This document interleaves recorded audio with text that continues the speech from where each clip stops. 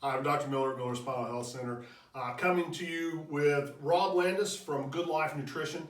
This is part 3 of our episodes of how to increase health and healing and some things that we can do on our own to help prevent some of these things that are making us more prone to the virus that we're having go through our nation right now. So before we get started, I want to just kind of give the disclaimer.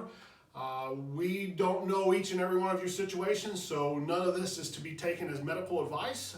Each individual is different. We ask that you take this information and discuss it with your medical provider or contact either one of our offices, and we can talk a little bit more specific about your specific needs. We're going to kind of be brief. We did episode 1 on nutrition, episode 2 on exercise. This episode is on stress and sleeping. So I want to kind of talk to you before we get into this. Some people have been wondering why we haven't talked about supplements yet. We have Rob Landis from a supplement company. Why have you talked about supplements? Well, we're going to. Just give us a little bit of time. But supplement doing everything appropriately. So we want you to have a good foundation of all these other things that are going properly, and then add the supplements onto it. We know a lot of people think that supplements may be a magic bullet, and although they do make the situation better, it can make it much better if we have all these other things kind of tucked away in addition to doing the supplements. So today we're going to talk to you a little bit about sleep, the importance of sleep, and stress, and a few just general things to help combat that. So Rob, would you like to talk to him a little bit about the importance of sleep? Well, as you know, and most of us know, we are a sleep-deprived nation in particular. And the research is pretty convincing that when we get adequate amounts of sleep, we're not only healthier, we're more optimal. So your hormones are going to be functioning better. You're going to be more alert at your job. But the big thing that we're talking about in regard to the virus is that there's a research study that shows that people who got 6 hours or less of sleep a night were 4 times more likely to catch a viral cold than they were if they had 7 hours or more a night. So that's pretty convincing. If your immune system is better at fighting off a cold, it's going to be better off at fighting this virus. Yeah, what we're trying to do is just all the things that set you up for this thing being horrible. And again, this doesn't go in the way of doing all the other things that are being recommended, but the healthier we are, the better we are overall. Not even just with this virus, but with all things. So a couple of things with sleep. I want to talk to you a couple of things that we can help us to maybe get those 7 to 9 hours of sleep if you're struggling. One thing is we are a nation of technology. We have a lot of information that's coming to us, and we can't seem to put down that phone. Yeah.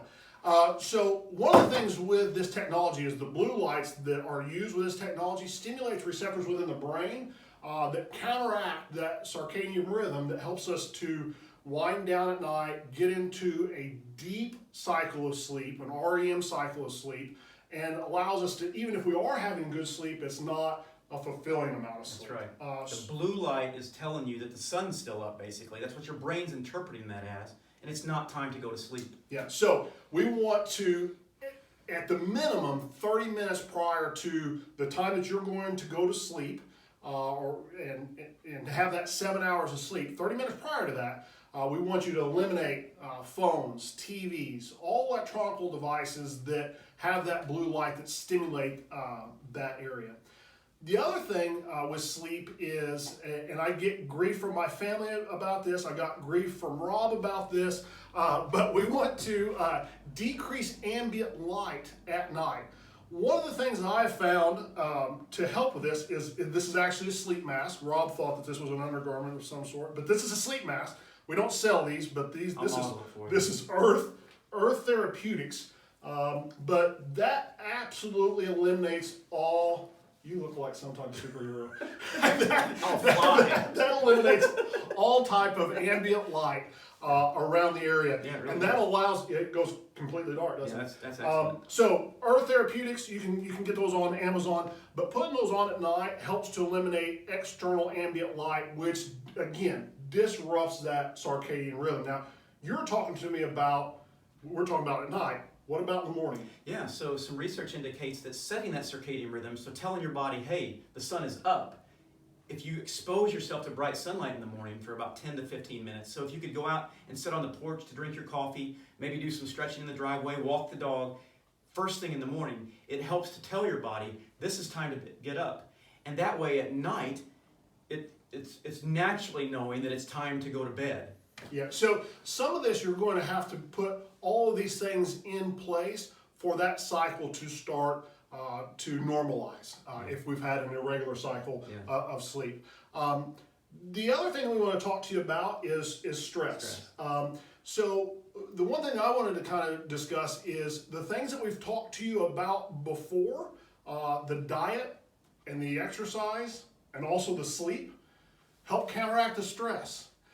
So when we're starting to build up big cortisol stores with not exercising, with eating highly processed food, with not having a regular sleep cycle, that cortisol is something that revs up our internal mechanisms and causes us to be anxious and have accelerated stress. So especially in light of what we're dealing with right now, people's stress levels are through the roof.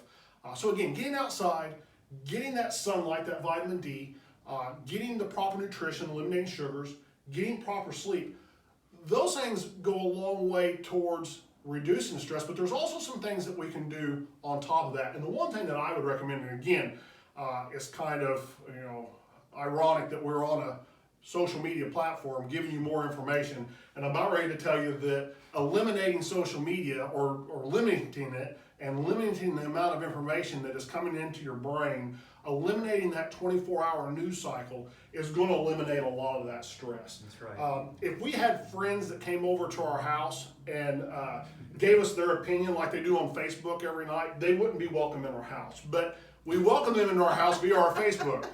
So if we can eliminate that, just shut it back by 50%. I told Rob when he came in, I've even subscribed to a newspaper, a print newspaper. If you want some information, you can pick it up. If you're done with the information, you can put it down. And there's no one spewing their vitriol at you. Yeah. So a couple ideas there. Do you have any other ideas as far as stress? Sure. I love what you said about exercise, and remember that when you exercise outside, particularly in the presence of nature, like if there's trees available at a park or at a state park, is that the Japanese call it forest bathing.